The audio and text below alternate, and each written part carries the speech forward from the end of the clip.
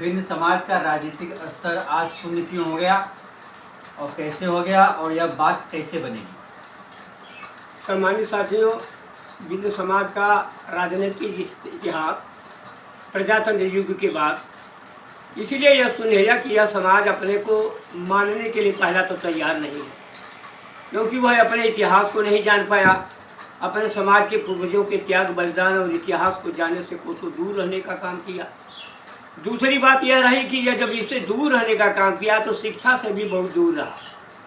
इसका सामाजिक, आर्थिक, राजनीतिक, शैक्षिक पहलुओं से यदि देखा जाए तो समाज के आज भारत देश के अंदर या इसकी सबसे बड़ी आबादी कम होने ज़्यादा होने के बावजूद भी यह राष्ट्र की मुख्यधारा से इसीलिए गिरा कि इसके अंदर संगठन नाम की कोई चीज़ नहीं है। वह अपने को पहचानने से हमेशा दूबर रहने का काम किया। आज जिन जिन समाज के लोगों ने अपने को पहचानने का काम किया है, अपने को उस अपने राजनीतिक पार्टी में अपने वजूद की रक्षा करने के लिए उसने जुटने का काम किया, आज वह समाज का, उस पार्टी का स्ट्रक्चर बढ़ता गया। लेकिन हमारे समाज के अंदर 2-3 पार्टियां बनी जरूर, लेकिन मेरे समाज के लोग अपनी पार्टियों में हमेशा जुटने से कोसों दूर रहे। दूसरे जगह वो जाने का काम तो जरूर किए, दूसरे के झंडा डंडा ढोने का काम किया, आवाज़ लगाने का काम किया, लेकिन अपने पार्टी को झंडा डंडा और न ढोने का काम किया, न आवाज़ लगाने का काम किया, न एकजुट होने का काम किया। यही वजह हुआ कि आज वह शून्य। साथियों, ये शून्य होने के बाद इसका विकास कैसे होगा?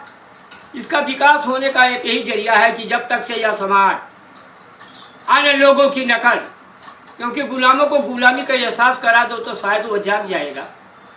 यदि इन लोगों ने दूसरी की नकल जैसा करके, जैसे राजभर भाई हुआ, यादव भाई हुआ, हरिजन भाई हुआ, पटेल भाई हुआ, इन लोगों की नकल कर ले यदि, तो भी इसका राजनीतिक विकास हो सकता है।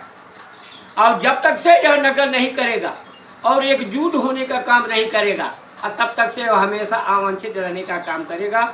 इसलिए मैं एडवोकेट ठाकुर प्रसाद भी प्रगतिशील भारतीय मानव समाज पार्टी के संस्थापक चंदौली जनपद की ओर से आप सभी लोगों का आह्वान करता हूँ। है विंध्य समाज के स्वजाति बंधुओं, आप लोग भारतीय मानव समाज पार्टी के साथ जुटकर अपने समाज के गौरवमयी इतिहास को बरकरार रखने के लिए आपको भारतीय मानव समाज पार्टी का दामन पकड़ना होगा। भारतीय मानव समाज पार्टी का जिंदाबाद बोलना होगा और उसके झंडे को अपनी बहन बेटी की इज्जत समझने का काम करने का काम करेंगे।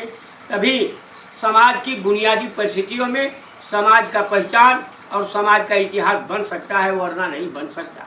क्योंकि अभी आप लोगों ने देखा 4-6-8 रोज पहले हमारे ही समाज में रहने वाला एक साथी था जो हमेशा आज हम लोग उसे सम्मान देने का काम किए, लेकिन आज वही समाज के लोगों ने आज हमें तिरस्कृत करने का काम किया। लेकिन आज उसके झंडे डंडे को उठाने के लिए आज हमारे ही समाज के लोग उसको तेज़ी से गति देने का काम कर रहे हैं और हम लोगों को जीरो दिखाने का काम कर रहे हैं। इसलिए मैं आप लोगों से गुजारिश करता हूं कि भारतीय मानव समाज पार्टी के इस गुलाबी झंडे को अपनी बहन बेटी की इज्जत समझते हुए अपने बच्चों की तकदीर और तस्वीर को बदलने के लिए और भारतीय मानव समाज पार्टी के दामन पर पकड़कर अपना राजनीतिक स्ट्रक्चर आगे बढ़ाने का काम करें।